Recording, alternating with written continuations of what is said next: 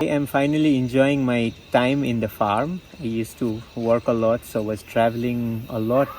We bought our farm 2 years ago, but the first year I was traveling a lot. So this is our second year and I'm very happy enjoying my time here. But what happened when I was away was all the raised beds that you saw last year, they were full of weeds because we already harvested what we could, and the rainy season here the plants start to rot because it's too much moisture. So we figured out that it doesn't work that way. I personally feel after 1 year of growing veggies here in Costa Rica, in our part of Costa Rica, a roof would be a better choice because then you can modulate how much water you want to give. We were thinking let it be all automatic, like let nature bring rainwater and they will thrive like it used to be in Florida. But here things are a little different. When rain comes, it comes for days and it becomes so moist and the soil becomes so soggy that plants start to get root rot and the stem rot as well. So it didn't work for us. For example, just in front of me in that raised bed, you can see those brassicas. They were growing really good. The brassicas, they're supposed to grow tall, but then they, for some reason, they started to lean and they rotted after the rains started to come.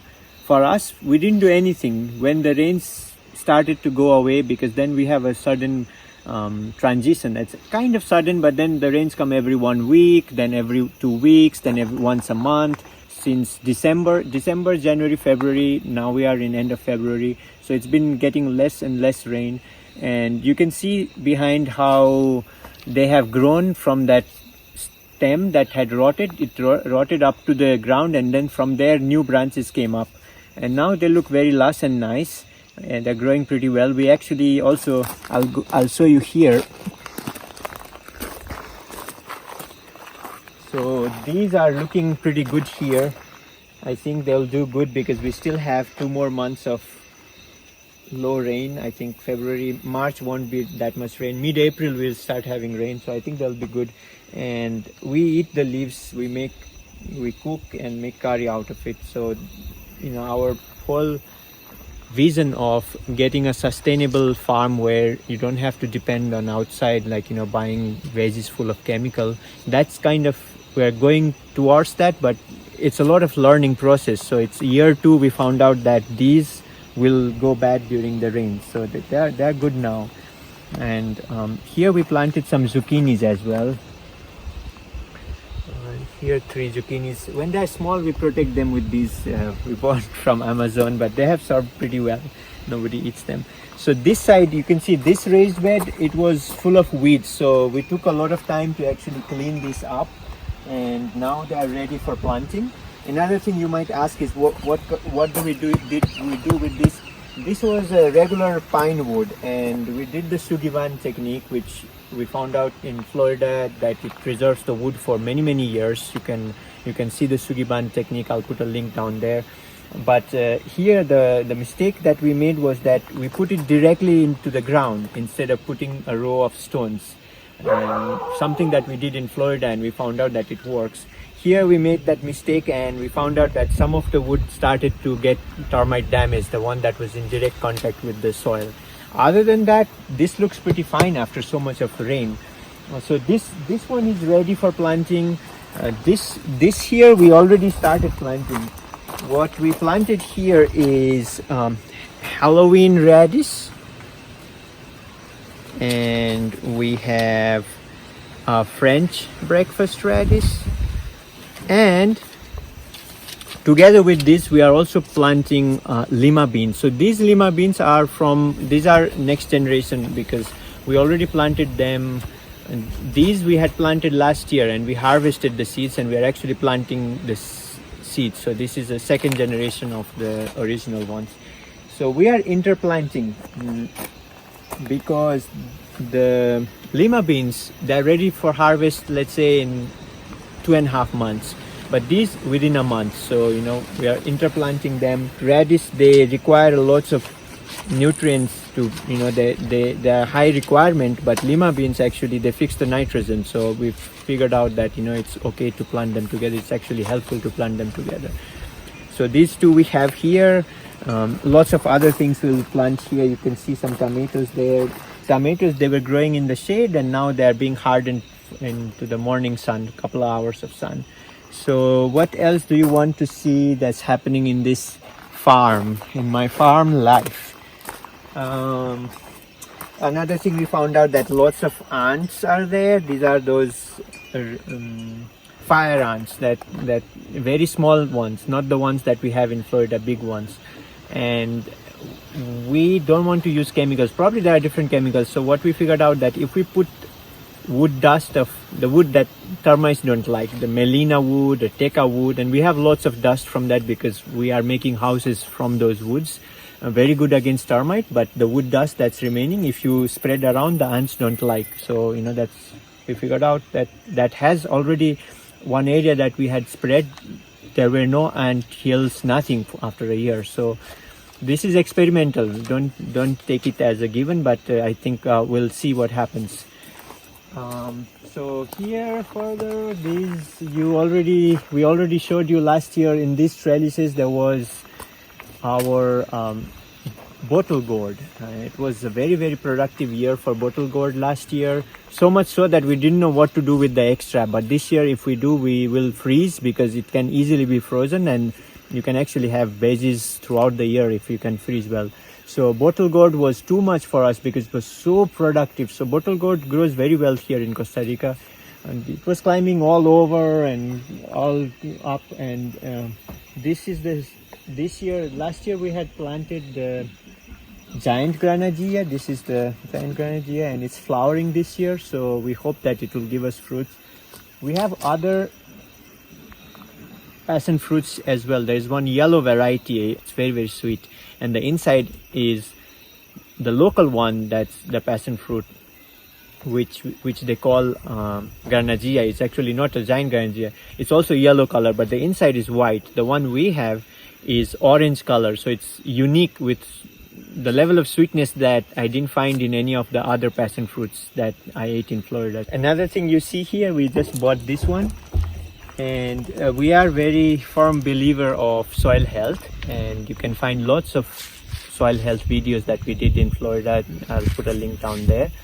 And here, because a lot was happening, and we wanted to see how things do in the soil that we brought, the native soil, let's say, and we didn't have time yet to do the preparations for biodynamic preparations. So we finally bought a barrel, and we are going to do the effective microorganisms EM preparation in this barrel, and we will see how things go in years to come. It's a slow process here. You would want to do everything at the same time, and I keep telling no, it's a 30-acre farm. It's not just veggies. Lots of fruit trees up there. They will need irrigation, and me working in the US every month, going back and forth, we couldn't do a lot of things that we always wanted to do, but finally things are happening. So this is for that. And come with me here to see what's happening. These are Monkfruit, and seems like they go into dormancy in the rainy season. At the peak of rainy season, they drop all the leaves, and now finally they're starting to wake up again. So these are the leaves. It's going up. I don't think this is a good place for them, because they need more area for expansion. In this area we already have passion fruits, but for now they're alive, and it's hard to find. It's a pretty rare fruit, so I would say we'll just keep it for now, and when we have more trellises we will replant them there. So what else? You can see here, these are also newly prepared raised beds, and I would like to tell you a little bit about what actually we do with the raised beds. This top layer, the bottom layer, is the soil that we initially brought for the raised beds. It's like dark soil. It's what's sold here in the nurseries. It looks like it's pretty composted, and that's what we have here. Our native soil is fully clay. We didn't use that, and also it was not possible to bring trucks and trucks from somewhere, so we had to start with something. But we found out that for the veggies we need one more layer of, and this is from a local friend who has lots of different cows and horses, and he gives us composted manure. So it looks like soil, but it's all thick layer of composted manure that he has. And on top of this, we put a very fine layer of coco coir, and that only because we wanted to make sure that this doesn't dry up, because we have very crude dry season where everything dries up, the top layer dries up. So new friend for the farm, he is doing a lot of good work. And what do we have more here? This year we dug out some when we were cleaning the raised beds. We were not expecting these to be, because we were thinking it didn't do good, but it seems like it did pretty well. These are groundnuts, the Peruvian groundnuts, very high in protein. See, we're trying to plant things that would give us everything: starch, protein, carbohydrates, fat. We have avocado growing. We don't have grains, but we have cassava growing as well, so that can be used. Also, we figured out that plantains are pretty good source of carb. So we're growing everything that would eventually make us sustainable, because the only reason we came here is because we wanted to be sustainable. It was very difficult there in Florida. We had less than half an acre, and I think plus the serenity around, you can see how beautiful is life here. Just the birds and the trees. So for someone who likes inner reflection and, you know, meditation, it's a perfect place to be. So not much here, lots of raised beds and lots of different planting. We probably will make trellises like this for tomatoes, and a couple of guavas here that haven't. And this first year, I would say I will give 2 more years for them to establish, because after that they will start doing good by themselves. And this is what I was talking about. This is the teca that we spread because it was infested with those fire ants. We couldn't even walk here. So here there was a slope that we wanted to plant pineapples. So these are all pineapples that we ate locally from the farmer's market. There's no specific variety, but we do have some good ones. But I would like to collect all the good varieties. So if you are in Costa Rica and you have access to different varieties that we actually find online, then please let us know. We would be happy to purchase and also do fruit tasting, that like we did in Florida. Another nice plant that seems to grow well here is the peanut, and we already harvested many of these and replanted this year. Again, these are rich source of protein, so we were trying to think what will be that we could plant here and have a sustainable source of protein going forward in the farm, and this seemed to be a good one. Another fast crop fruit plant, it's not a tree, that we had planted last year, and this is the second year, are these bananas. Some are still very small. You can see this is Raza Puri banana, one of the very tasty ones, and some actually already fruited.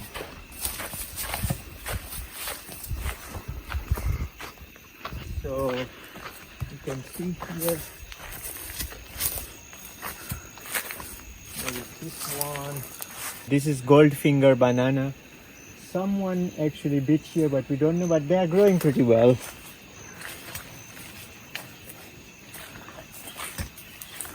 And these are the small ones, what we call here the apple bananas, I think. And they also seem to be doing good. And on to the left here, these are the natural, the native ones. Also, they have 2 big clumps that are fruiting up there. We call it Criolli banana, and they have like a pink flesh inside, and I really like that. So I planted, because whenever I go to the farmer's market, this is the one I like. I don't like the commercial varieties. So this is what we have. This is our shade house. I took you one tour around the shade house, and we have planted all the different terraces, but the grass is pretty vigorous, and it seems like now we don't see the terraces, we only see the grass growing. But I did go up and checked on all the different trees. The mangoes are doing surprisingly very good. They didn't need any care. and they're growing pretty well. They flushed. They don't like too much rain, so once the rain started to come down, the flushes started to come. White sapotes are also doing very good. Avocados didn't like that much rain, so kind of they had a stem dieback, and I think it's because the roots got infested. But I think they're bouncing back. I already see leaves coming out, and once they settle, then I'll use them for grafting. It probably will take 3 or 4 years. Here inside, I don't need to show you, but it's again full of plants. Seems like it will never end. We always have plants. Seeds. This is our seed station here, so all the different seeds are here, and this is a dry area so rain doesn't come. And I'm trying to install mister so that at least the open seeds one, if they have sprouted a little bit, they can be misted. And this area is all our trees that are waiting to be planted. So a lot of planting to be done when the rains start in April, mid-April or April, May. That would be a good time. So hope you enjoyed the video. It was a lot, but just wanted to share because sometimes I feel like who likes to see us in our farm doing our own thing. But there were many friends who were asking, we would like to follow what you are doing year after year or every couple months, to show us what's going on. We try to bring quality content. We try to show people how you can grow fruits, how you can be more sustainable, how you can actually focus on the soil health to improve your own health. And lots of friends tell us like why this message is not spread more. But we also at the same time see that 90% of our viewers are not subscribed. Only 10% are from subscribed viewers. So if you really like this channel, you enjoy watching us, you learn from us, please press that subscribe button and like us so that we can keep on making enjoyable content like this. So thank you friends for watching. This is such a challenge for us because we come to an entirely new place, entirely new terrain, entirely new microclimate, and then entirely new type of soil, entirely different altitude where plants grow differently. And to learn everything by making so many mistakes, actually killed a couple of plants as well, trees. But that's a lot of learning curve, and then I hope that this learning can help other people who want to come here or come to a similar place, high altitude, lot of wind, alternating dry and wet season, subtropical, tropical climate. Those similarities may help other people who are in different parts of the world who are also trying to do something like we are doing. So I hope all this helps, plus hope it's enjoyable to see what we are doing. We are also doing lots of other things in the farm, learning everything every day. So I feel like it may inspire some of you to actually come to Costa Rica, come around us. We have lots of land here and much cheaper, probably 10 times cheaper than the US, and there's so much that can be done. So if you are in a position in your life where you could actually come and start something like this is the best place to be right now. The water comes from the spring, so there is never like shortage of water for irrigation. Soil is so rich, everything grows, just stick it in the ground and leaves start to come. So hopefully it inspires you to pursue a life like this for happiness. Thank you.